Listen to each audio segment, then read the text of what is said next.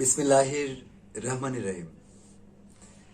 প্রিয় দেশবাসী, আমি সোহেল সরকার নির্ঝর, সঙ্গীত শিল্পী, বাংলাদেশের সর্বকনিষ্ঠ সাবেক দুবারের সংসদ সদস্য প্রার্থী হিসেবে কথা বলছি। প্রায় সময় বলে থাকি, সংরক্ষিত মহিলা এমপি ত্রয়োদশ জাতীয় সংসদ যাওয়ার পরে যেটা আরম্ভ হয়েছে, খুব দ্রুত এটা দিয়ে দিবে।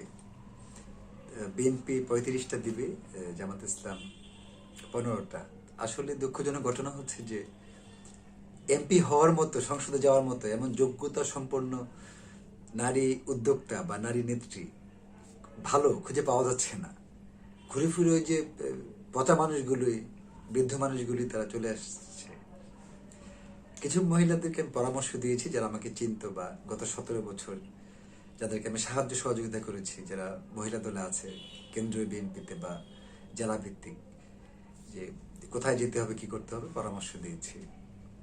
তো এক্ষেত্রে পিছিয়ে আছে ধানমন্ডি থানা, হাজারীবাগ থানা, কলাবাগান থানা, নিউ মার্কেট থানা, পল্টন থানা, কুমিল্লা জেলা উত্তর, তারপর রংপুর, টাঙ্গাইল, গাইবান্ধা, তারপর নরসিংদী, গাজীপুর, সাভার, আশুলিয়া, কেরানীগঞ্জ।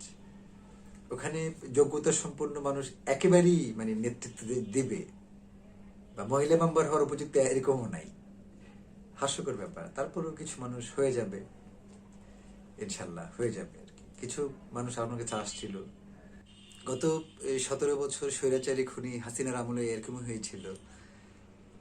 এমপি হওয়ার জন্য যে মেধা, জ্ঞান, প্রজ্ঞা প্রয়োজন, এটা শিক্ষার বিষয় না, এটা জ্ঞানের বিষয়, আউট নলেজের বিষয়। তখন পাওয়া যেত না। তখনই রাস্তাঘাটের আলতু ফালতু হিংস্র বাজে চরিত্রী মহিলাদেরকে এনে হাসিনা বিভিন্ন জায়গায় বসিয়ে দিত, এমপি বানিয়ে দিত, ভাইস চেয়ারম্যান বানিয়ে দিত। তো এখনো তাই হয়েছে, আমার চোখে পড়েনি। যেমন চট্টগ্রামে কোনো নারী নেত্রী খুঁজে পাওয়া যাচ্ছে না মহিলা দলের ভালো। সেক্ষেত্রে যাদের অতিরিক্ত বয়স, সিনিয়র, যেহেতু কেউ নাই, তারাই ভালো করবে একটা সেখানে। বা কুমিল্লাতে উত্তর দক্ষিণে ভালো কেউ নাই, ঢাকা উত্তর দক্ষিণে, ঢাকা জেলায় ওরকম কেউ নাই আর কি। তারপরে মন্দের ভালো যেগুলো, যারা অতিরিক্ত বয়স্ক, যেহেতু নাই কেউ, তো আমি যাদেরকে পরামর্শ দিয়েছিলাম বা দিয়েছি, তাদের মধ্যে হয়তো 3-4টা হয়ে যেতে পারে। তা আর কিছু রাস্তার প্রকৃতির জ্ঞানহীন, গায়ের রং ফর্সা, বাজে প্রকৃতির মহিলা আছে, যারা ওই যে অপ্রয়োজনীয় এমপি মন্ত্রী, যেগুলো এবার মন্ত্রী এমপি হওয়ার কথা ছিল না, তাদের কাছে যে বসে থাকে, মনে করে যে গেলে হয়ে যাবে। চ্যালেঞ্জ করে বলছি, একটাও হবে না।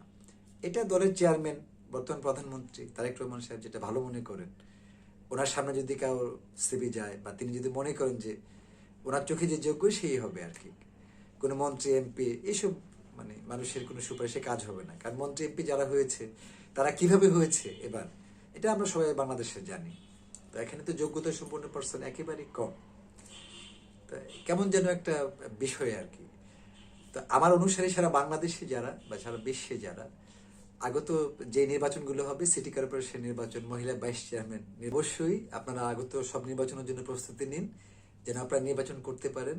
সরকার সবসময় চেয়েছে যে জাতীয় সংসদে কিছু নীতিবান, আদর্শবান, চরিত্রবান নারীরা নেতৃত্বে আসুক। কিন্তু দুর্ভাগ্য যে আসলে সেটা যাওয়া সম্ভব না। একাধিক বেটাবাজ বা চরিত্রহীন বা দূষিত মানুষগুলো চেষ্টা করে, যে কারণে মন্দের ভালো হিসেবে মুরব্বীদেরকে দিয়ে দেওয়া হয়।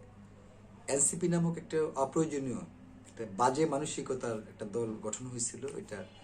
ওখানে চরিত্রহীন মহিলা, পুরুষ, লোভী, বাটপারগুলো একাধিক ঢুকেছিল। আল্লাহ তাদেরকে ধ্বংস করে দিয়েছে, তাদের আর কিছু নাই। সেখানে কিছু বাটপার মহিলা রেখেছে, যেমন শরীয়তপুরে 2-1জন রেখেছে, বা কুমিল্লা 2-1জন রেখেছে, ঢাকা, কামরাঙ্গীরচর, সাভারে, কেরানীগঞ্জে কিছু ব্যবসা শ্রেণীর মহিলা রেখেছে। তারা ফেসবুকে পোস্ট দিয়ে এনসিপির কথা বলে, তাদেরকে হয়তো মাসিক কিছু কিছু টাকা দেয়। এই ফালতু মানুষগুলো তো রাজনীতিটাকে শেষ করে দিয়েছে। বেটাবাজি, দেহ ব্যবসা, বিক্রি, বিদেশি যে খারাপ কাজ করা, শ্রমিক হওয়া, গার্মেন্টসে কাজ করা, এই শ্রেণীটা বেশি বাংলাদেশকে একটা খারাপ অবস্থায় তারা নিয়ে গেছে। অথচ জুলাই অভ্যুত্থানে নেতৃত্ব দিয়েছি সারা বাংলাদেশ আমরা, অর্থ দিয়েছি, পানি দিয়েছি, রুটি দিয়েছি। হ্যাঁ, এই জন্য হাসিনা রোশনের পরে কোটি কোটি টাকার ব্যবসা বাণিজ্য নষ্ট হয়েছে। যাই হোক, যে অলৌকিকভাবে হোক বিএনপি ক্ষমতা আসার কথা না থাকলেও চলে আসছে। আর নাহলে কে আসবে? দল তো নাই। আওয়ামী লীগ এবং জাতীয় পার্টিকে নির্বাচন করতে দেওয়া হয়নি। আর জামাত ইসলাম এবং বিএনপি একটা আতাত করেই আসলে ক্ষমতায় কেন আসছে আর কি, এটা তো মানুষ বোঝে।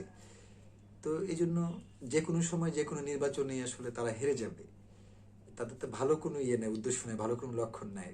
বাংলাদেশের মানুষ বিপদে আছে, সবকিছুর দাম বেড়ে গেছে, মানুষ গাড়ি বের করতে সাহস পাচ্ছে না তেলের অভাবে। যেটাই হোক, আমার যারা অনুসারী সারা বাংলাদেশের নারী উদ্যোক্তা, নারী